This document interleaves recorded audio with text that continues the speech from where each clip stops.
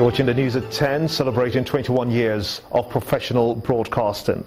Let's take a look at some more infrastructure stories now. The 640-kilometer Kano-Maiduguri rail line, constructed in 1964, is one of the oldest in the country.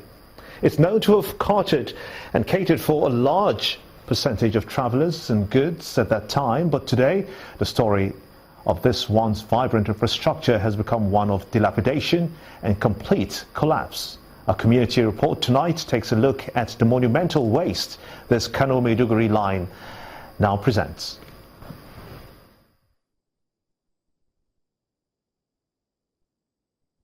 Miyetti-Allah, now you're talking.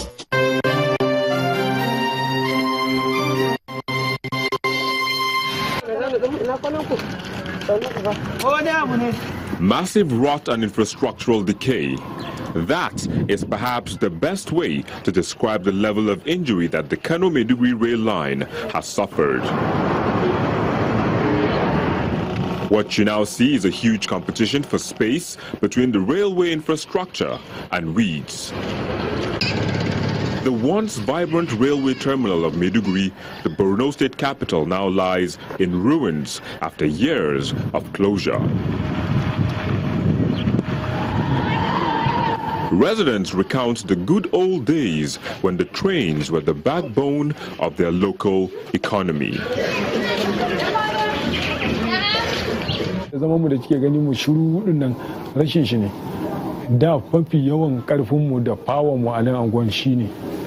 Our mainstay is the railway, but today it's no more. We all depend on it. Traders, school children, workers, everyone. When we were kids, we sold cold drinks at the train station. We made money, but all that has changed. If the trains come back, it will profit us.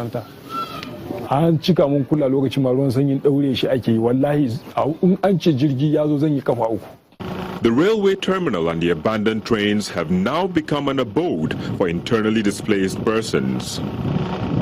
A middle-aged widow of a retired railway worker say life was a lot easier in the days when the railway transport was functional.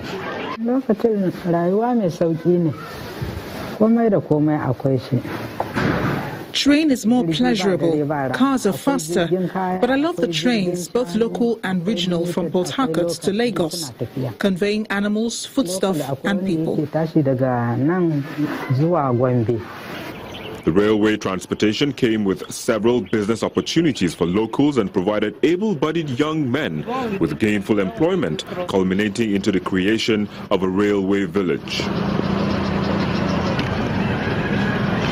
Few meters away from the office terminal lies the rubbles of the birthplace of Boko Haram under the leadership of the late Muhammad Yusuf. The federal government is not unaware of this state of dilapidation, but for now, the plan is to concession the railway to allow for optimal operation. We are currently negotiating with GE to concession the Lagos, Kano, Kaduna, Zaria, Funtua, Karo and Amoda rail line, and also concession the Port Harcourt, Aba, Umuahia, Enugu, Makurdi, Jos, Bauchi or Gombe, Bauchi, and then Borno, which is Maiduguri, the old narrow gauge. And so we expect that before March next year, we should be able to hand it over to GE. All hope may not be lost, as residents here believe that the revival of the Kaduna and Gombe state train stations indicate that someday this once vibrant rail terminal in Borno state will come alive again.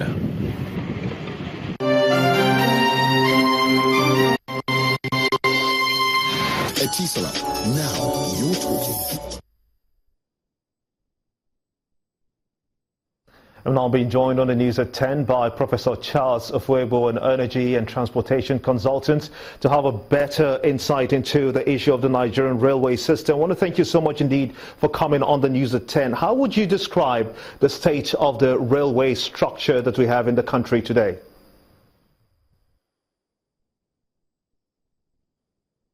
Well, Well, I think the structure of the railway we have in the country today is as best described as being in total collapse. As a student in the secondary school, I remember that the easiest way students went back to school, like they said in that report, was using the rail line. Different points, you stop at different rail stop points, and then even you come in with vehicle, and then you join the train, or you get out of the train, and then you go and complete the journey by road. And traffic, luggage, a lot of things were being moved. At the moment, the rail system in the country is totally dead and needs to be re-engineered and needs to be brought back alive.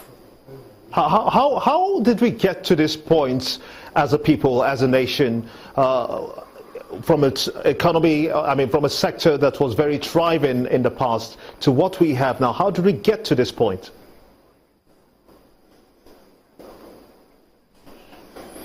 I think the answer is very easy. It's typical of this country. As soon as luxury buses came up, as soon as cars, pleasure cars arrived, indiscriminate distribution of vehicles, car loans and things, what have you, public transportation generally collapsed. And the rail line, the railway in itself also, due to mismanagement and poor management, successive government policies also contributed. The policies were never steady. They would never move with times. As the gauges change, as the rail system change all over the world, will remain stagnant. And before you know it also, insecurity, people were being robbed on the rails, a lot of breakdowns and what have you. And so the system was abandoned. And of course, we see the results. The accidents you have on the highway, heavy-duty vehicles, trailers, tankers, fuel tankers, all manner of containers have been transported on our highway. Total breakdown of the road network of this country would have been saved if the rail system was in place. So what's the way out of this situation that we're faced with?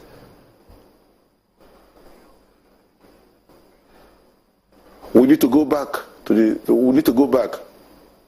the drawing board. We need to go back and ask ourselves, do we really believe this country should move forward, as is the case all over the world?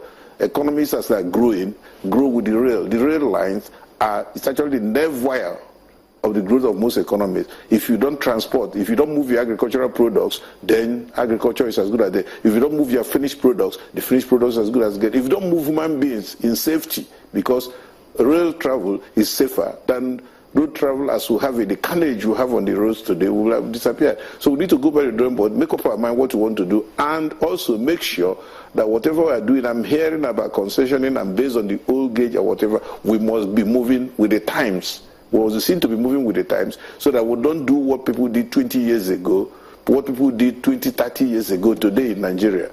Or we'll end up finding out that when our neighbors put in place their own rail line, we may not be compatible with what they have. And at the end of the day, we'll become isolated and we'll now start again from where we stopped. We are in the 21st century, as you know, it's a jet age. What kind of rail infrastructure would you hope to see in the future when this concessioning you just talked about, which has been also on the news, what do you hope to see?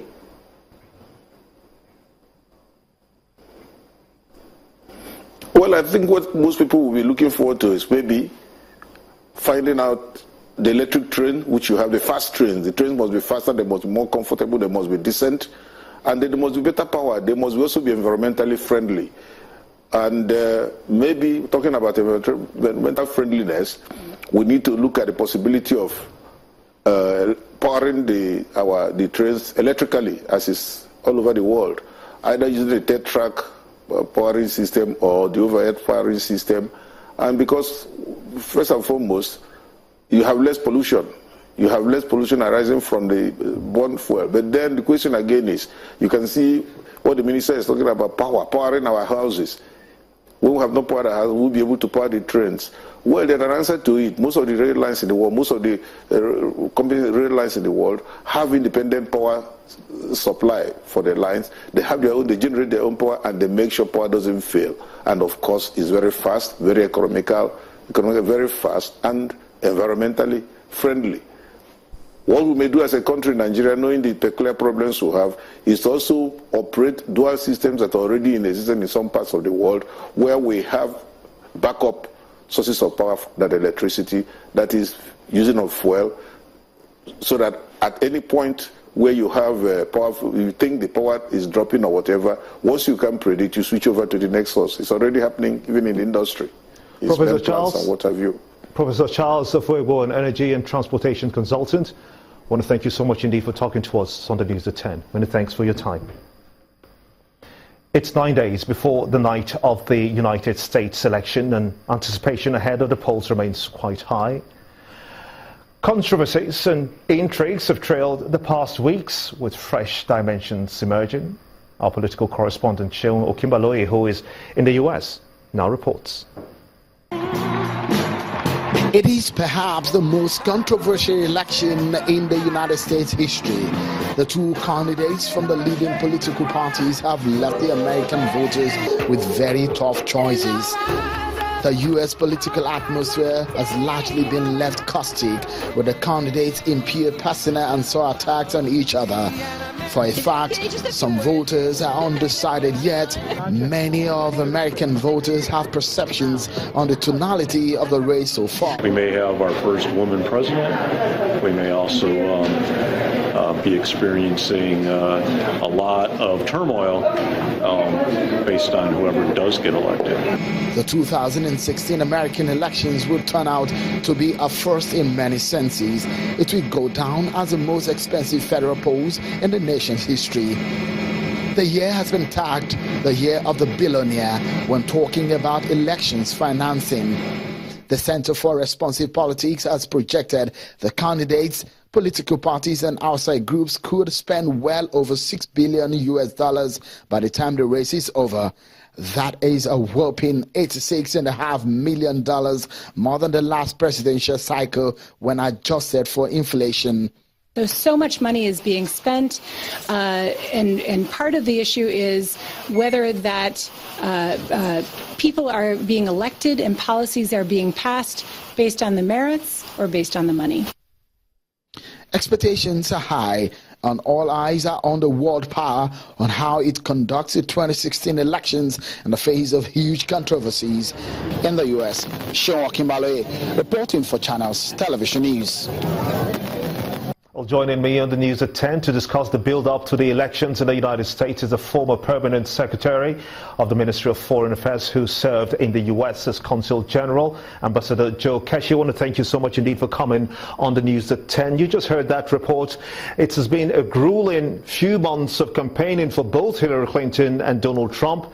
Each of them, of course, facing their own controversy. How would these impact on the voters' decision at the polls, do you think?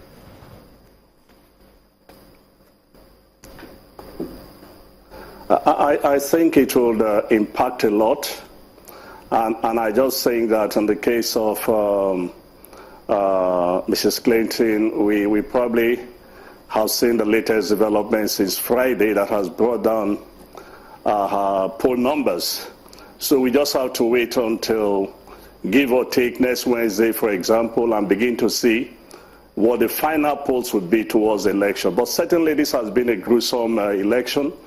It's been an election like no other election where you compare various past elections in the United States. So the unfavorability of the two candidates is affecting the election. The character of the candidates, it's affecting the election. And of course, the anger and the uncertainties about the future of the United States is affecting the election. So many things put together, affecting the election. But as I said, we just still have to wait a few more days before we can be certain as to who will win the election. Let's talk about Donald Trump, a very interesting personality he is. What do you think are the attributes that makes people drawn to him, giving him that much support? I think he tapped into the anger of a section of the United States that for many years have been unhappy, particularly of the Republican agenda. Because when you listen to those who support Donald Trump, they are not only angry with the society or the direction the United States is going, they are also angry with Republican leaders for failing to project or to implement what they consider the Republican agenda. In fact, in some instances, they argue that they have conceded so much to the Obama administration. So this has created a lot of anger. In addition to the economy, there are some sections of the United States that has not done so well, more because technology has replaced, what they used to do before. So it's a combination of factors that has brought, Donald Trump. So he tapped into that anger, particularly of white electoral voters. And when you look at the demographics, you will see that Donald Trump is doing extremely well with less educated but angry white Americans. And he's doing, not too well with educated whites and other demographics as well. In just one word, who do you think will swing this?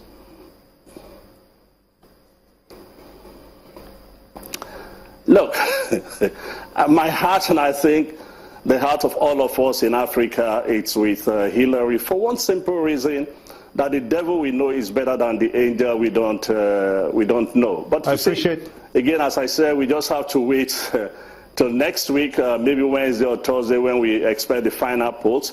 If she's leading by 2 to 3 points, I believe she will win the election. But then there's a professor who, for many years, has always predicted correctly the outcome of United States election. From day one, this professor has predicted that Donald Trump will win, and only late last week, he again said that the fundamentals of his analysis remain the same. And for me and for many others, this is frightening.